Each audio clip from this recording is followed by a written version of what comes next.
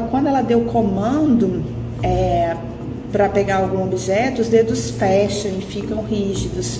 Por quê? Então, num pós-AVC, é muito comum a gente ter um padrão de espasticidade flexora de dedos. O que é essa espasticidade? É o aumento do tônus muscular. O tônus muscular é o nosso tônus de manutenção normal do corpo. Se a gente tiver com o tônus muito baixo, a gente vai estar muito relaxado. Geralmente, quando a gente está em repouso, quando a gente está dormindo, o nosso tônus é muito baixo. Quando a gente está em estado de alerta, que a gente tem que fugir, que a gente tem que ficar prestando atenção em alguma coisa, o nosso tônus aumenta, que a gente tem que estar numa posição mais de, vamos dizer assim, uma posição de alerta mesmo, uma posição corporal de que se você precisar ativar o músculo ali rápido, você consegue.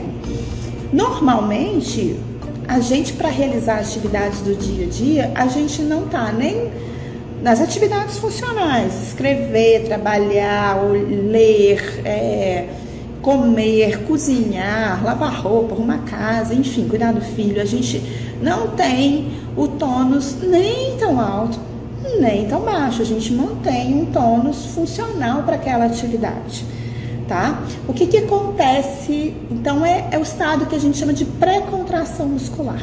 Tá? Se eu precisar elevar esse tônus, precisar estar em alerta, ele vai elevar. No controle desse tônus, o lado mais acometido pós-AVC, ele não é automático assim.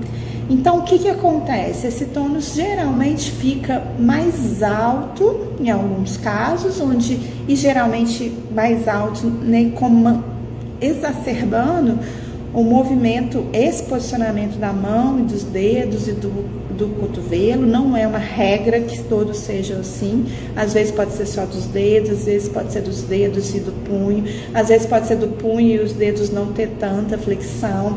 Então é comum de ter esse padrão. Pode ser que a mão fique flácida, com tônus mais baixo também, pode ser que isso aconteça sim.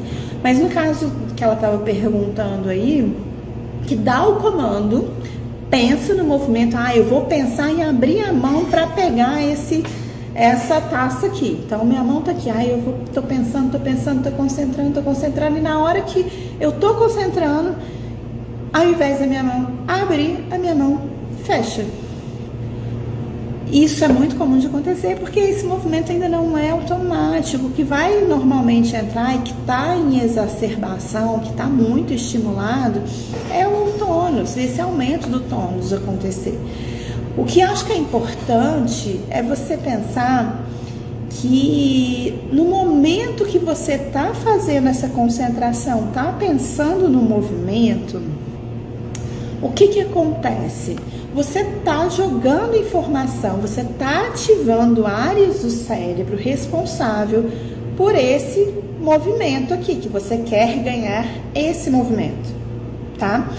Pode ser que essa ativação que está acontecendo através do pensamento não seja suficiente para inibir aquele tônus que está muito alto e ativar ao mesmo tempo a musculatura do lado contrário, para fazer um movimento contrário daquele que você já está, que é o que você quer, no caso, esticar os dedos.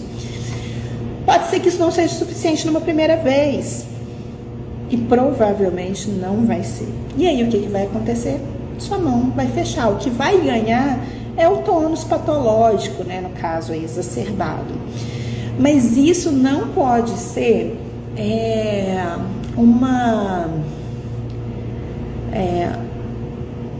um problema, assim. Na verdade é um problema, mas isso não pode forçar a fechar mais.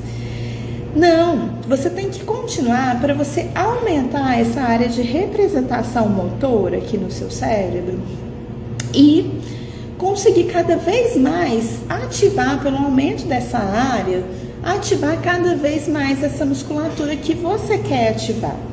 É óbvio que, ao mesmo tempo, você pode usar estratégias para propiciar uma melhor condição para essa mão. Então, se você usar uma toxina botulínica, por exemplo, você vai usar a toxina botulínica na musculatura que faz este movimento, ela vai relaxar, e na hora que eu ativar mentalmente esses músculos para esticar os dedos, eu já não tenho a resistência desse aumento de tônus aqui, porque a toxina está inibindo esse aumento de tônus, mesmo que temporariamente. Então isso faz com que eu consiga ativar essa musculatura que eu quero com mais facilidade do que se tivesse sem toxina. É fácil? Não, não é fácil. Não é com mais facilidade, assim, tentei uma vez, consegui. Tá? Não é dessa maneira, precisa de treinamento, precisa de repetição, precisa, um dos fatores, né, um dos princípios da neuroplasticidade é constância, é você manter a repetição, fazer aquele movimento. Não adianta, por exemplo, você tentar treinar um movimento sem pensar numa função específica. Para que você quer abrir aquela mão? Quando o cérebro entende, pensa junto com uma atividade, qual que é a atividade? Eu quero abrir a mão para pentear o meu cabelo, para fazer um rabo, eu quero abrir a mão para colocar a mão no copo, eu quero de coisas que você faz no seu dia a dia. Aí você vai pensar no copo da sua casa, você vai pensar o jeito que você prende seu cabelo, você vai pensar no ambiente que está à sua volta, o que se torna mais realidade. Quando se torna mais realidade, você consegue pensar detalhes maiores e várias áreas do cérebro são conectadas.